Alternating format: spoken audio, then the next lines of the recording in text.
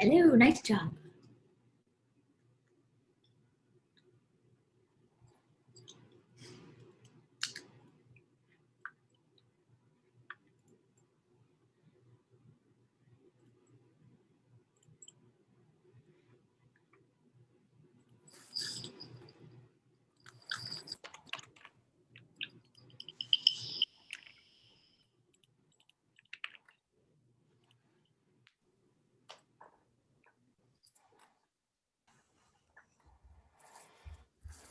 Well, welcome everyone to the panel discussion. And so this panel discussion is about the future of inherited arrhythmias.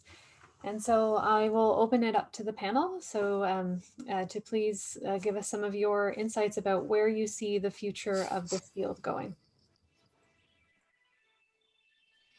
Well, I'd love to make a comment if I may. Yeah, I love that last talk. I thought that was super. The multidisciplinary inherited heart clinic, and I like the question also about the general cardiologist and where they fit in. I think one of the things that when an inherited clinic matures is it can develop a hub and spoke type model with other centres. One of the things that we've been lucky enough to achieve in New Zealand is just that, with some of the regional centres, maybe hundreds of miles away from the main centre, having a coordinator who's typically a nurse who works within the cardiology department or the pediatric cardiology department or both. And they can provide a local hub. And so you can actually have a kind of a cardiac genetic follow-up clinic, or you can have one or two designated cardiologists in your district general hospital who can link into your, say, monthly or fortnightly multidisciplinary meetings and can contribute and partake. And I think, with Zoom and what COVID's taught us is that this type of communication is really straightforward. And we love that. And I would encourage that cardiologist, if that was a cardiologist asking that question, put their hand up and see if you can get some funding for a 0.2 or a 0.4 FTE in your local area to be the link to your regional inherited arrhythmia service. Great. Since we have the whole group together, we may, I'd love to ask the same question, what the future of inherited arrhythmias is, to one of our allied health professionals. And maybe Gwen, if you could comment on that, that'd be great. Well, thank you. I think our team is so focused on really spreading the word about having public awareness about sudden cardiac arrest and how we can be prepared in schools and other community places. So our connections with any inherited arrhythmia clinic, like Dr. Chandler described, can really help identify people that will help spread that word and have a passion for helping schools realize the need, helping other community centers, whether it's, the gymnastics building or the various YFCAs or things like that. So I think that a lot of our Project Adam coordinator people would advocate for that kind of awareness. Excellent. Yeah. Thank you. Let's see. How about Dr. Ackerman? What would you see as the future of inherited arrhythmias? Well, I think the future is here. I think it's incredibly bright. I think we have a lot of challenges, and I think Stephanie, Dr. Chandler touched on one of them. Most programs in big cities do not have the adult side and the pediatric side talking to each other effectively. So that's probably the greatest single weakness that I see as receiving families from all over. We did not have that issue at Mayo Clinic. I mean, we're a vertically integrated center. And so we've been doing family-centered care from the very beginning of our genetic heart rhythm program 20 years ago. So in one room, I see the grandmother, the mother, and the daughter, and do it all at the same time. And I think the closer we can get to that model of not just communicating across the bridge, but actually having a central point person care provider. Once So I advocated 20 years ago, and I would encourage all of us who see ourselves as that. I don't call myself a pediatric cardiologist, even though that's my training. I'm a genetic cardiologist. And those of us who see us as genetic cardiologists taking care of infants, children, adolescents, adults with genetic heart diseases, I think we advance the recognition of this sub-discipline. I think the future, the other two aspects of the future are going to be screening. We will have in the very near future artificial intelligence-based screening for the early detection of long QT syndrome, hypertrophic cardiomyopathy, and other diseases. And I think that's going to give a huge opportunity to identify people earlier prior to sentinel event. It's going to bring a challenge of identifying a higher and higher burden of people with unimportant disease risk. So we're going to grow the population of subclinical disease individuals for which we'll run the risk, like Dr. Skinner pointed out, of over-treating. And so I think the third future opportunity is truly precision medicine, where we can take a specific disease where non-therapy becomes a bona fide part of the treatment algorithm, intentional non-therapy. Choosing not to treat somebody because we have confidently established them in the lowest risk, the nominally near zero risk group, and maximally treating others prior to a sentinel event because we have seen the writing on the wall prognostically to garner aggressive intervention. So I'm so excited about this field that I think it's going to be an area where we will truly do precision medicine. Awesome. What other thoughts do other people have about this? Yeah, Perhaps. so Oh, go Tony, ahead. I'll chime in. As Mike said, I think, the future is here in many ways. So, I'm fortunate to be at a place where we have really weekly meetings with our entire arrhythmia group, which includes, clinicians, physicians, genetic counselors, and so on, but also the basic science researchers who can really help us with the VUS problem. So, if we've got a really compelling patient or family with the VUS that we really have no further information on, we can have them relatively rapidly characterize these in vitro and really inform patient care. And that it still takes time and money, but those techniques are evolving, relatively rapidly, so we can do it, much faster than we used to be able to. And so again, I think that's something that, in the future we'll be doing that more and more, not just at specialized centers, but be able to offer that service for folks all over the globe. Great. Actually, Bryn, do you have any thoughts about how where the future of inherited arrhythmias is going? I think the future is really now. I think the collaboration that Dr. Chandler was describing is something that's such a part of our group, especially PACES, where we all work together. As Dr. Chandler said in her talk, that if she has a question, she can ask one of her colleagues, we can ask each other. And I think the biggest thing is our collaborative nature. And I think I would love to keep this going as we continue to work together to solve these issues and save the children from sudden death. Excellent. Awesome. Well, I think Carolina has a couple of questions that were left over from the main session that maybe we'll throw out there as well. Yeah, absolutely. So there were still a couple that we didn't get a chance to answer. So one of them was directed towards Dr. Ackerman. So the question was, what do you do when there is severe sinus rate variation in order to determine the patient's QTC? Yeah, so I think the first thing is when there's a lot of sinus arrhythmia, it's almost for sure not congenital long QT. So it's quite interesting that patients with congenital long QT syndrome do not have a lot of sinus arrhythmia. So that's one hint away from it. But then the way to adjudicate the QTC the most carefully is you need to take the average QT derived from that entire rhythm strip and then divide it by the square root of the RR interval. Now the computer does a great job of deriving the average heart rate from that sinus arrhythmia rhythm strip. And so you don't have to derive the average RR, just derive it from the computer assessed heart rate for that rhythm strip. But you do need to derive the average QT interval. But when there's more than 20% sinus arrhythmia on that 12-lead ECG, you should have your, like John Skinner said, your pretest probability index of suspicion meter dialed away from congenital long QT syndrome rather than closer towards it. Great, thank you. The next one was directed towards Dr. Skinner.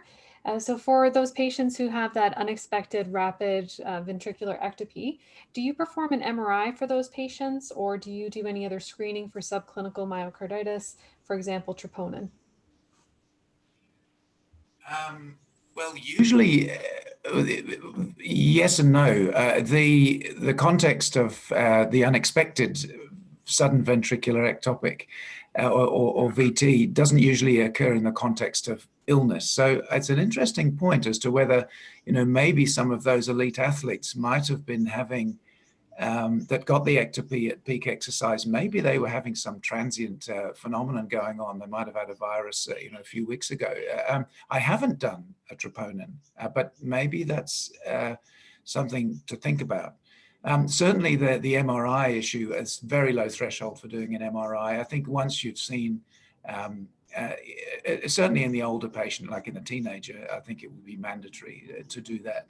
I think, in the 7 or 8 year old, then it might be a little bit early for doing that, but I would have a very low threshold for doing a cardiac MRI and sudden, unexpected VT or short coupled ventricular ectopy. Yes, I think it's part of our armamentarium, and I would probably repeat that again every 3 years or so as they grew.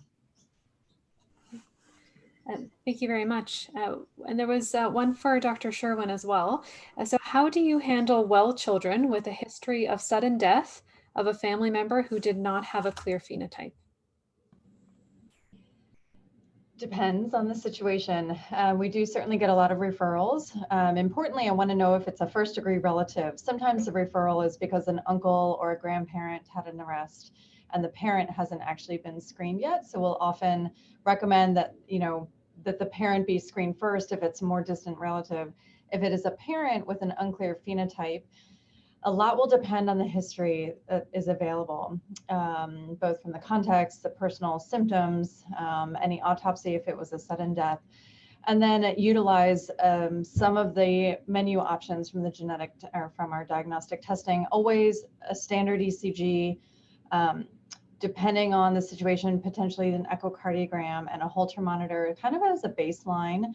If I have a higher index of suspicion, I'll do the exercise stress test in old enough children who can. But it really depends on the clinical history, and every situation is going to be so different. And it depends on the age of the patient as well. If it's a 2-month-old, that's going to be a very different situation than a 16-year-old if a parent has had a cardiac arrest. So I look at that menu of options. I start with basics, not doing too much testing, but good resource utilization. And then depending on what you find on the basics, then do some of the more advanced testing if it's indicated. Excellent. Let's see.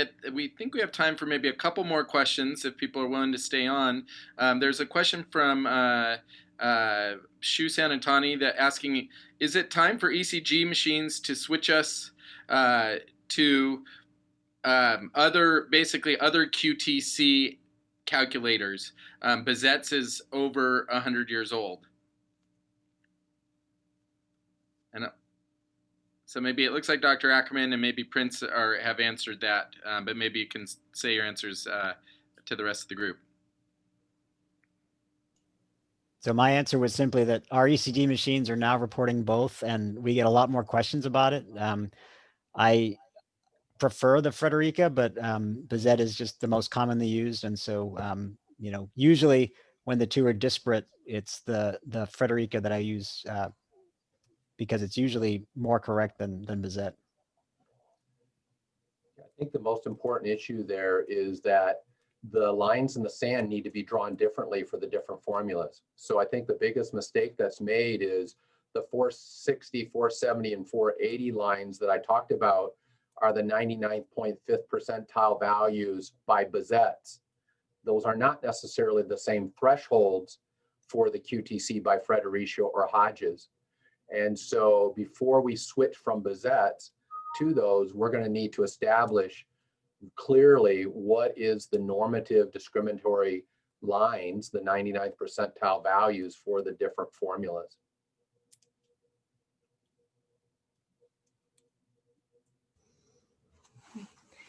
Thank you. And there was one last one from the sessions, and it was directed towards Dr. Ackerman. And it was, what do you think about the standing test for long QT syndrome in our patients? Yes, so the SAMI stretch, I call it, is the standing stretch after SAMI Viscan. And I think, again, that is referring to the positional change where there's a brisk heart rate response going from lying to standing. That's a decent test for unmasking concealed long QT1. Again, I think it's best as an LQT1. The problem with the SAMI stretch is there's a lot of false positives. And maybe we could have Dr. Skinner, others, Dr. Knackrell, Dr. Chandler, anybody who's done it has seen, I think head to head, the performance characteristics are not as good as the maladaptive QT reaction during the recovery phase of the stress test. And I think especially in children and adolescents, I think the false positive rate of the initial stretch QT reaction is greater. And so I look at it and I think it's interesting, but I would go with the recovery phase maladaptive QT reaction over the initial SAMI stretch. Okay, excellent. Well, Tony, I would love to hear, because that's an important one, what the others have come to their experience, since that paper was first published, and are they seeing it? It's the same reason we don't do the epinephrine QT stress test any longer, except for the sudden cardiac arrest survivor, because we basically get the same data out of the treadmill stress test. And we saw that the epinephrine QT stress test, for example, was used out there in the real world poorly by not understanding how to differentiate a true QT reaction from an epinephrine enhanced U wave. And so largely the epinephrine stress test, I can't remember the last time I've done it except on a sudden cardiac arrest survivor. Almost never do it on a living person for their long QT evaluation. We sort of have outstripped the need of that test, and it's now a historic test. Let's see. Yeah. If Prince or any of the other panelists want to tackle that.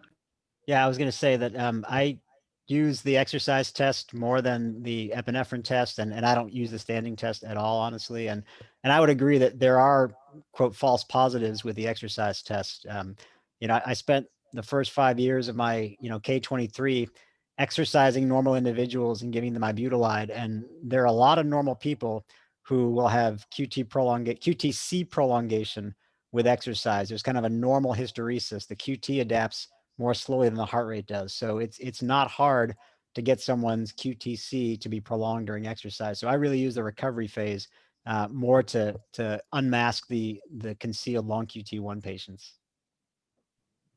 I would agree with that completely. We were doing standing for a while after the paper came out. It looked very exciting. And in fact, the false positives to me are just at an unacceptable level. And I personally don't use it anymore.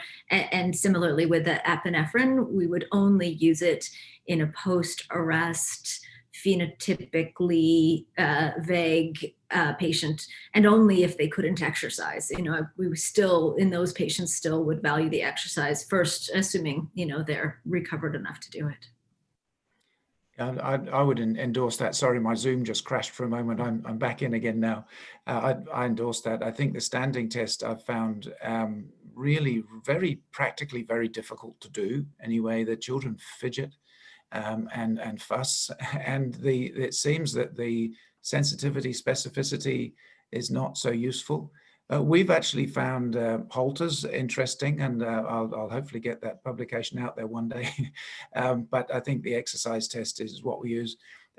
With respect to adrenaline and cardiac arrest, we've used that in cases where we felt the patient was going to die, or was likely to die, or for one reason or another was unable to exercise. And it's, it's an awfully difficult thing to do when somebody has got a brain death, and we might be going to turn the machine off. But if the family are with us and the intensive care unit are with us, we've occasionally done that to either exclude or diagnose conditions like CPVT on the intensive care unit. Well, excellent. Well, this has been a great afternoon. I want to first, for everyone who attended this conference, be sure to keep using the WAHOVA app in the next few days. You can look back at all of the talks. You can actually even potentially ping or communicate with some of the panelists and some of the faculty on it. And again, the talks will be uploaded, and you can watch them at any time. Now I really want to especially thank the entire faculty. This group in front of us here really put a lot of work into this, and the talks are much more difficult to give when they're short, as and everyone just nailed them, really hit the key components, and gave great talks. I also want to thank the Allied Health Professionals Forum, and Melissa and Bryn did a great job of bringing people together. And again, this is a big team effort. We all are coming at it to try and help patients, help families, and we need each other. And so I'd like to thank the Allied Health Professional faculty. And then finally, I'd like to thank the SADS Foundation. Really, the SADS Foundation helped us tremendously put this together. And I would encourage everybody to encourage their patients to look up the SADS Foundation online and to join the SADS Foundation, because they provide really great resources for families and for patients, and they do a yearly family conference that is very fun for families, and they get a chance to meet many doctors as well. So I'd encourage your patients to look into SADS as well. And with that, I think we'll close this conference. The next Advancing the Field conference is actually scheduled for the last Friday of March, and so we'll put out save the dates and things for that. But again, I want to thank all the faculty, and everybody have a great weekend. Take care.